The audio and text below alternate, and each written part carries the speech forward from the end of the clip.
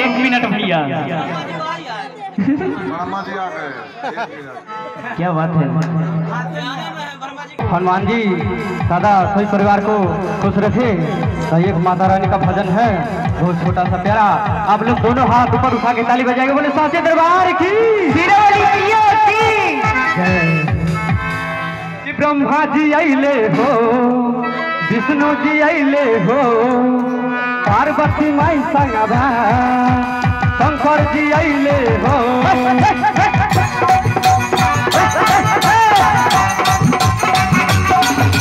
ब्रह्मा जी आइले हो, विष्णु जी आइले हो, पार्वती माई संगवा शंकर जी आइले हो।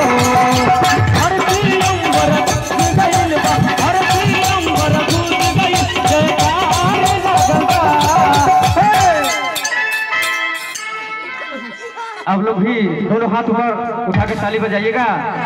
आप लोग भी थोड़ा उठा लिए हनुमान जी के दरबार में ताली बजा के भैया। हाँ क्या बात है। आइए श्री राम सागर जी की तरफ से 51 रुपया का पुरस्कार मिला है। हमारी जितने भैया और बाबा बैठे हैं सबसे निवेदन है ताली जरूर बजाइएगा है कि आप उनका परिवार तो सदा भारी रहे। चाहिए आप लोग भी दोनों हाथ ऊपर ताली बजाइएगा। बोले साचे दरबार की जय, हनुमान जी महाराज की जय। कि धरती अंबर गूंज गईल जयकार हो देखो हो देखो हो देखो ऊंचे पहाड़िया पर दरबार लागल बा। देखो ऊंचे पहाड़िया पर दरबार लागल बा।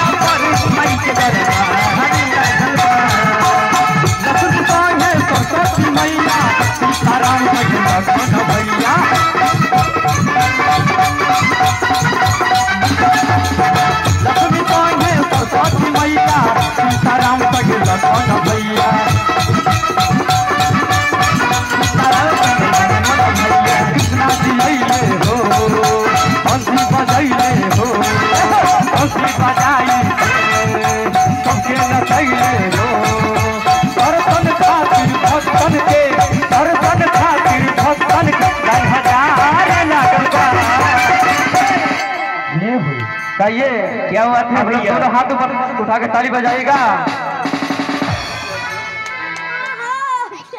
आइए ये माता रानी के भजन सुन के हमारे माननीय श्री मुखिया जी अशोक चौधरी जी की तरफ से 501 रुपया का पुरस्कार मिला है। माता रानी उन्हें जल्दी से जल्द स्वस्थ कर दे और उन्हें सदा परिवार को उनका भारी रहे। तो आइए दोनों हाथ ऊपर आप लोग उठाइए ताली बजाइएगा। कि ताली ताली ताली बजाओ ताली ताली ताली बजाओ भैया ताली बजाओ भैया ताली ताली ताली ताली बजाओ भैया ताली। जाई सारी रात भैया। क्या बात है। बोलो सच्चे दरबार की कि कट जाई सारी रात भैया बोल जय मां। सारी रात भैया बोल जय मां।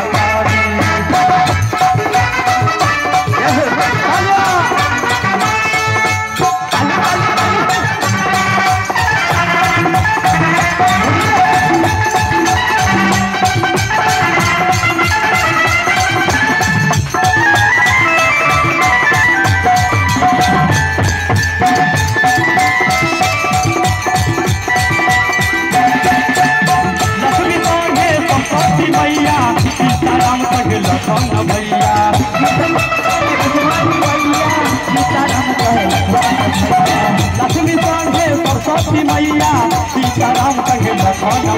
लक्ष्मी संगे सरस्वती मैया सीताराम संगे राजी अइले हो बंसी बजैले हो बंसी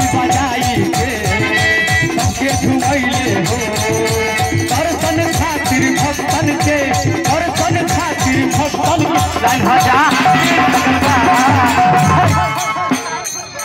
आप लोग भी तो अरे हमर मीत बानी और ऐसे करके काहे खड़ा हुआ? अरे कम से कम दोनों हाथ ऊपर उठा ताली बजाई। राजेश जी अरे माई के दरबार में आइल बानी, कम से कम ताली बजाई ना। ऐसे चुपचाप बैठला से ना होई भैया, ताली बजावे के पड़ी। भाई मेहनत करत जा, ताली बजा के बोली भैया। आइए रिश्ता रिश्ती के तरफ से 11 रुपया पुरस्कार मिला है। जय हो। भगवान से प्रार्थना बा तुमको सदा खुश रखे। कि दर्शन खातिर भक्तन के लाइन हजार लागल बा। तो देखो तो देखो तो देखो उसे पहरिया पर बाहर लागल बा। तो देखो उसे पहरिया माई के दरबार लागल बा। तो देखो उसे पहरिया माई के दरबार लागल बा।